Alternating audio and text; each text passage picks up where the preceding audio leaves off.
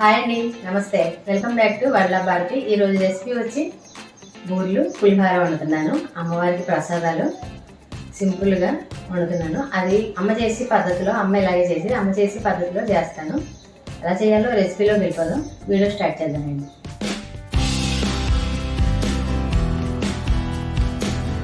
ఇది ఒక గ్లాసు శనగపప్పు నానబెట్టాను. ఈ శనగపప్పుని ఒక 3 గంటలు నాననిస్తే సరిపోద్ది.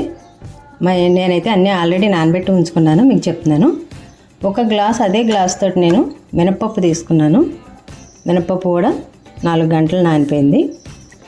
తర్వాత ఒక గ్లాసుకి 2 గ్లాసులు బియ్యం నానబెట్టుకున్నాను. ఈ బియ్యం ఇవి శుభ్రంగా నీళ్ళు వాడదేవి బూరెల పిండికి ఆడేసుకుందాం. తర్వాత ఇది శనగపప్పు ఉడకబెట్టుకుందాం.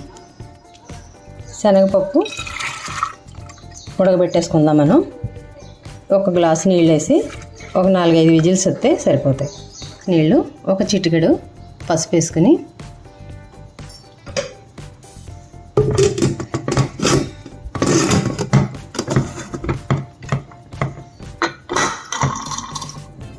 మినపప్పు ఈ బియ్యం ఆడేసుకుందాం కలిపి.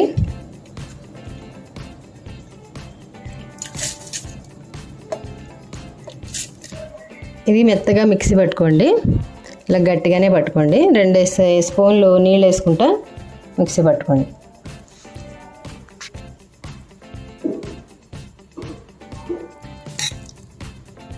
పప్పు అయితే బాగా ఉడికిపోయింది.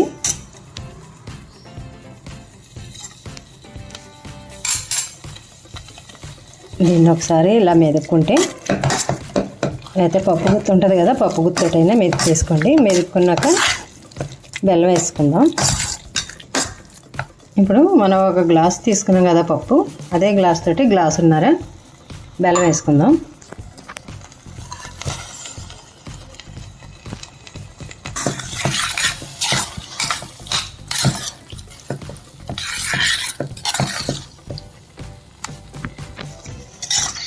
ఇప్పుడు ఒక చిటికెడు సాల్ట్, ఒక 4 యాలకులు దంచుకొని వేసుకుంటే బాగుంటుంది. ఒక చిన్న కొబ్బరి చెక్క ఇలా మిక్సీ పట్టుకుని వేసుకుందాం. ఒక స్పూను నెయ్యి వేసుకుందాం. ముద్ద అయిపోయింది కదా ఇది. ఇప్పుడు దీన్ని చల్లారబెట్టుకుని మనం ఉండలు తయారు చేసుకుందాం.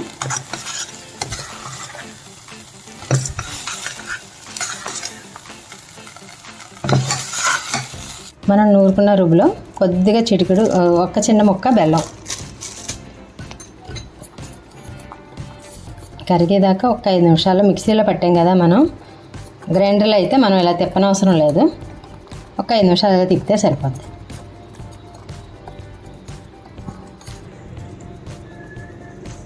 ఒక చిటికెడు సాల్ట్,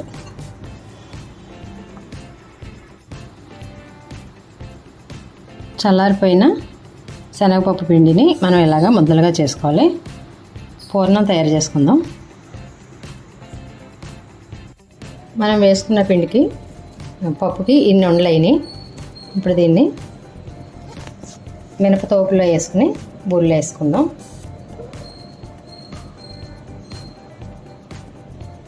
ఆయిల్ హీట్ అయ్యాక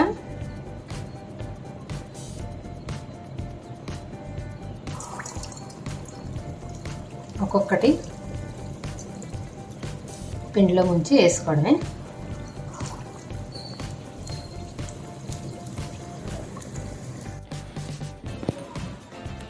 చూసారు కదా ఎంత బాగా వచ్చినాయో బూరెలు.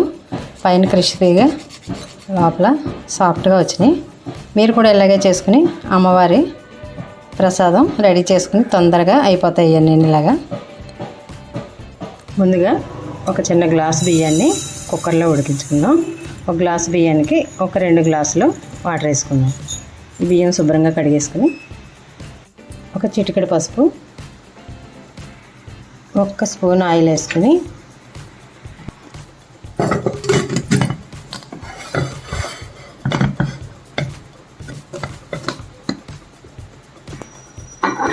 మూత పెట్టి ఒక 3 విజిల్స్ పెట్టుకుందాం.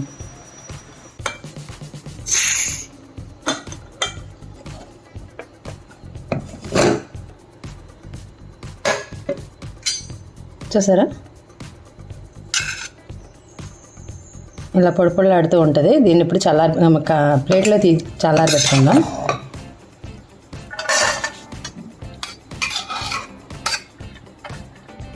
ఈ రైస్ చల్లారేలాగా మనం చింతపండు పులుపు ఉడకబెట్టుకుందాం.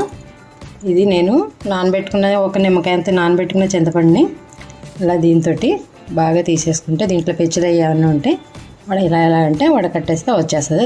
ఇలాంటి దాన్ని నేను ఉడకబెట్టేసుకుందాం. ఇది దగ్గర పడేదాకా పేస్ట్ లాగా అయ్యేదాకా ఇలా కలిపి ఒక 2 పచ్చిమిర్చి, ఒక చిన్న బెల్లం ముక్క, ఒక చిటికెడు పసుపు, దీంట్లోనే ఒక చిటికెడు ఉప్పు వేసుకోవాలి. మనం తర్వాత తాలింపులు వేసిన తర్వాత మళ్ళీ వేసుకుందాం. ఇది చక్కగా అయిపోయింది. స్టవ్ ఆఫ్ చేసుకుందాం. ఇప్పుడు మనం అసలైనవి వేసుకోవాలి. మెంతులు, ఆవాలు, జీలకర్ర, ఒక 2 ఎండుమిర్చి పొడిగానే వేయించుకోవాలి.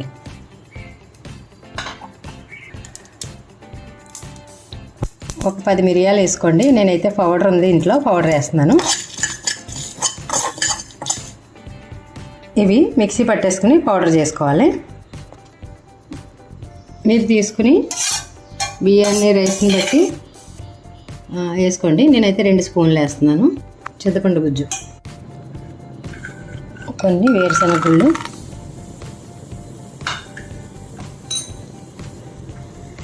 కొంచెం జీడిపప్పు,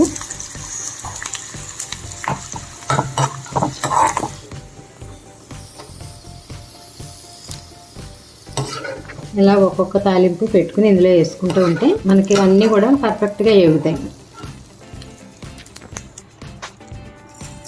1 స్పూన్ ఆవాలు,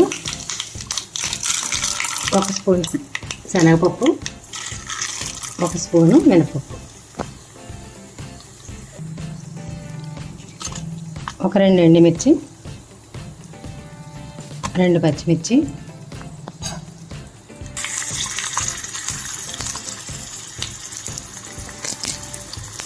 కరివేపాకు,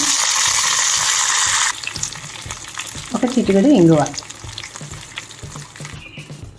పచ్చి కరివేపాకు ఇందులో కొంచెం ఇలా వేడన్న పెట్టుకుంటే బాగుంటుంది. ఇప్పుడు మొత్తం ఇవన్నీ కలిసేలా కలుపుకొని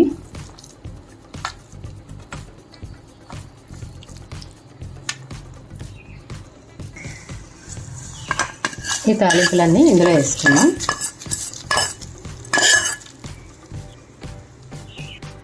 ఇప్పుడు 1 అర స్పూను సాల్ట్ వేసుకుందాం. అసలైంది ఇది వేసుకుంటేనే మనకి గుళ్ళో పులిహోరలాగా టేస్ట్ బాగుంటుంది. ఇదంతా వేసేసుకుందాం. చూసారా, మంచి రైస్ తీసుకుంటే ఇలా అవుతుంది. పొడి పొడిలాడుతూ ఉంటేనే బాగుంటుంది పులిహోర. అన్నం వార్చుకున్న కుక్కర్లో పెట్టుకున్న తగినన్ని నీళ్లు పోసుకుని చూసుకోండి. పర్ఫెక్ట్గా గుళ్ళో పులిహోరలా వచ్చింది. నాకైతే సింహాచలం గుళ్ళోని విజయవాడ గుళ్ళో ప్రసాదం పులిహోర ప్రసాదం అంటే చాలా ఇష్టం. మీకే గుళ్ళో ప్రసాదం అంటే ఇష్టం కామెంట్లో చెప్పండి.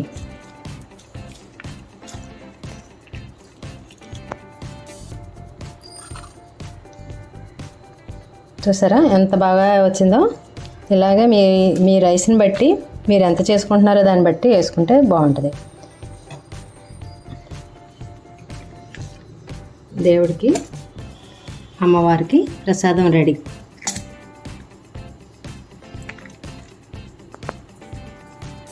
పులిహోర అయితే ప్రసాదంగా రెడీ అయిపోయింది అమ్మవారికి. వరలక్ష్మి పూజకి ఇలా చేసుకుని పూజకి పెట్టుకుని మీకు ఎలా వచ్చిందో కామెంట్లో చెప్పండి. మా అమ్మ చేతి పులిహోర ఇలాగే ఉంటుంది. ఈ వీడియో మీకు నచ్చితే లైక్ చేయండి, షేర్ చేయండి, సబ్స్క్రైబ్ చేయండి, మన ఛానల్ని ఎంకరేజ్ చేయండి.